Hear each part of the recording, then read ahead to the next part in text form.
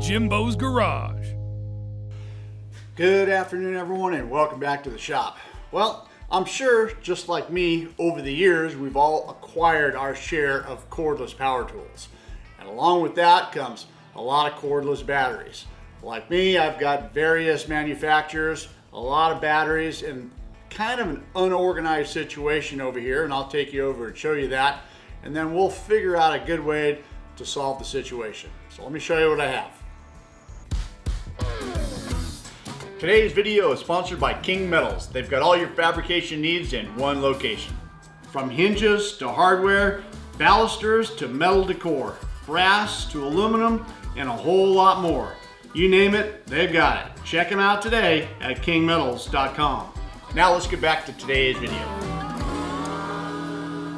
Okay, so as you can see right here, these are just some of my cordless power tools, screwdrivers,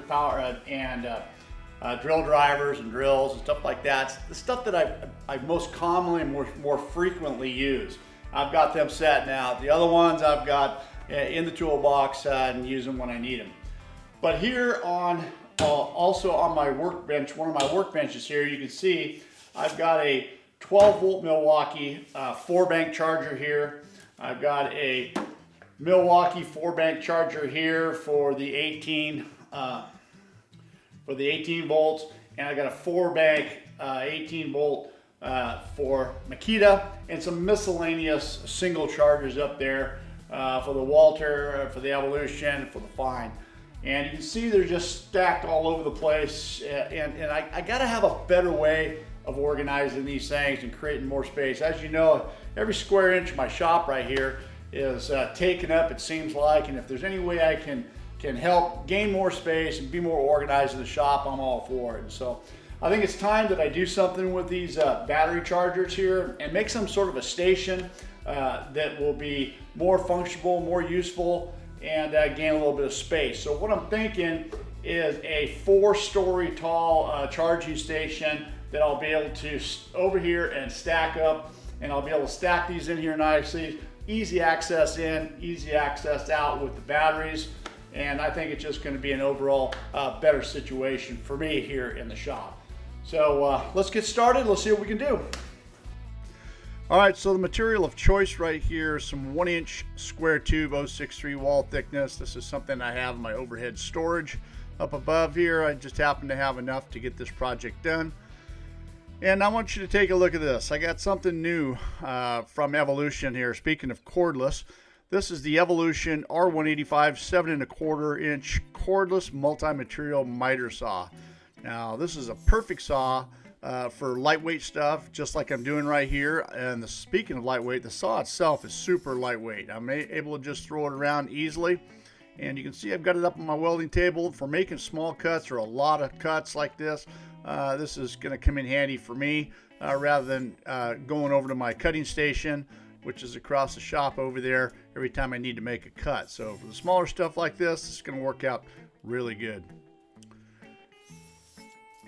Speaking of which, there are a lot of cuts on this project right here, and you can also see here, I wanted to point out that it is a full compound miter saw. Not only does it cut on 45 degrees, actually it gives you 50 degrees to the right and 50 degrees to the left, but it also gives you 45 degrees on the compound side. I think that's what that's called, tilting the saw sideways there. So, I don't know, pretty cool saw, cordless, you know, no cords to deal with, and easy to work with, super lightweight. All right, well, with everything cut here, it's time to do some assembly here, and I got my table dogs up and some clamps. And what I like to do is to clamp everything into position here first before I do any kind of welding. Get everything nice and square. Be sure everything is going to work the way it's going to. And, you know, so far so good. And, you know, one thing about getting square, I don't know, I take it to the limit. I like to be within a 16th, and that's why I sometimes take a lot of time to bend everything around. And, you know, the cuts sometimes, you know, aren't exact, and you need to maneuver the cuts around a little bit to open or close to make it within. You can see I spent a lot of time on this particular one right here trying to get everything just right. Again, within a 1/16, that tolerance is really tight. Doesn't need to be that way. I would say if you're within an 1/8 or 3/16, in most cases, that's probably pretty good. All right, just some tacks to hold it together, and then everything is done in that part of the deal, and I'll be able to just go ahead and just weld everything out at this point. All right, so today I'm operating off of the HTP ProPulse 221 MTS. This is a multi-purpose machine, MIG, TIG, and stick, and I am using 35 thousandths wire, and the gas is 90-10, 90% argon, 10% CO2, and I'm running about 20 to 25 CFH. And I like on thin wall material like this on my machine anyway. I run it about 250 inches a minute. Every machine is different. If you're running 30 thousandths wire, you might want to run a little bit more inches per minute. But for me and my machine, that's what works the best. All right, with welding the outside frames together here, I've got the flap disc out. Now I'm just grinding these welds down, and the reason why I'm doing it now rather than later is because I like to have these things nice and flat on my welding surface to work with.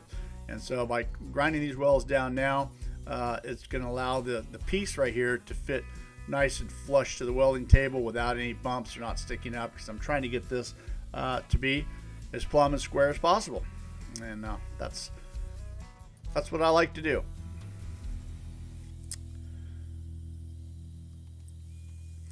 All right, so flap disc 2, I use 60 grit is my go-to for flap disc. Mercer Industries Champion Cutting Tools is the longtime channel sponsor, and they've got some really great flap discs, all different sizes, all different grits, I should say. And I use them all the way from, I think, 24 grit all the way up to 120 grit, and there is a purpose for all of them, but my go-to is the 60 grit. All right, a few more cuts right here on the R185 to get the internal pieces that we need for our rack here. A lot of people ask me what I use for a marking pencil. It's a silver pencil.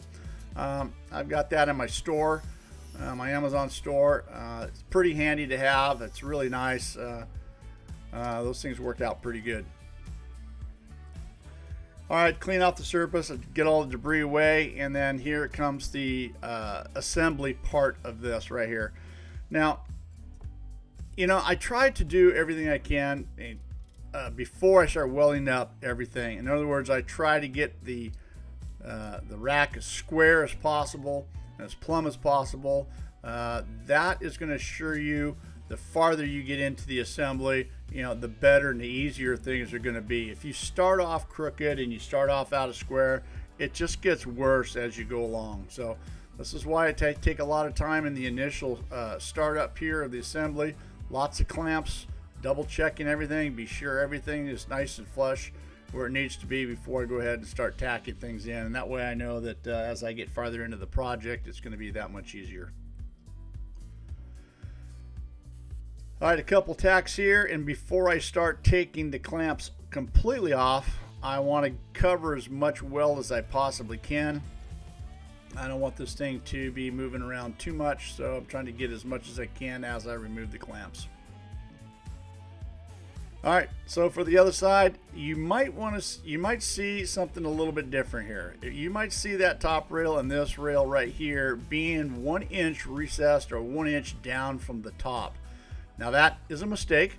I build as I go for the most part of these projects right here, and trying to think about everything as I go along. So my initial thought here is I wanted a 1 inch lip around this top part of this thing, top part of this rack, so everything would stay in place. But what I forgot about is the bottom pieces, or the floor I should say, of all of this rack is going to be welded to the bottom. So actually those bars should have been flush to the top, and I didn't realize it until I got into the project farther, and I decided I was just going to go ahead and leave it. It wasn't a deal breaker, and actually you'll see later on that it worked into my benefit. All right, so here's another little tip here. I've got to put a couple of these in here, and this is why we want the table nice and flat, and this is why we want those welds nice and flat, so it sits nice and flush and level. I've got some spacers in there clamped to the side, and you might see that I put those welds right there on the top. Now that poses a bit of a problem when I'm putting these spacers in there again, because they'll want to sit on top of the weld on the bottom there. So I've got them off that weld a little bit, and this might cause it to not be exactly at the dimension I need it to be. Although this appeared to work out pretty good. You can see I'm double checking everything because I noticed that was what I had, and I knew I was really close enough that there wasn't going to be a problem. But as I move around to this side right here, this is where I change things up a little bit differently, and I put the weld to the front side. So these are some of the things that you know, as you build as you go, and you realize what you're doing, and you change things, and hopefully you learn. And as I did on this one right here, you can see the weld goes to the front side, and those spacers fit nice and smooth up against the rails on either side. All right, now for the intermediate pieces, or the side pieces here, I'm just lining them up with the opposing long pieces there, and those should be nice and level. And these little mag squares are pretty handy to have. I got a lot of them, just a lot of different sizes. These are the smaller ones. I've got some bigger ones. These things work really well. This holds everything in place. And again, just tacking everything in to be sure it's going to fit right before I go ahead and weld everything completely out. All right. So I'm happy with that. I cleared off my welding table, and now the welding begins. Here's something for you guys. This is a small little project right here. How many welds do you think there are in this small little project? Now, I didn't count them, or I didn't add them up, or I didn't go through all that. Maybe you can, or you want to. But my guess is probably over 100 welds in this little project right here. And this is what happens more oftentimes than not when you have that many welds in such a small area. Just when you think that you have them all welded and you double check, you're going to find 2 or 3 that you didn't get. And then you get those, and then you double check again, and you're going to find a couple more that you didn't get. And that's always what seems to happen. And there's been times when I've got the job completely done and realized that I had missed a weld and need to go back and catch that weld. But anyways, just a fun little fact right there. So back with the flap disc. And what I like to do is just grind the exposed welds down, and these are the welds that would be on the outside or on the corners right there. I want everything nice and flat, nice and smooth. And I've elected to just leave it bare metal. You know, my welding table is bare metal. The other table that is going on is bare metal. And, you know, I just think that that's a good look for me. And that's why I'm going to leave it just like that, bare metal. So by grinding everything down right here, it leaves you know, less of an area to get your hands hung up on, or get caught on something. I just like to smooth everything off and have it nice and smooth. All right, well, that all done. This is the bottom that I'm going to be putting in here now. I happen to have this piece of 1/8 inch sheet metal laying around the shop, and over the plasma cutter and clip out 4 pieces, roughly. I forget the dimension. I believe they're 7 by 18, something like that.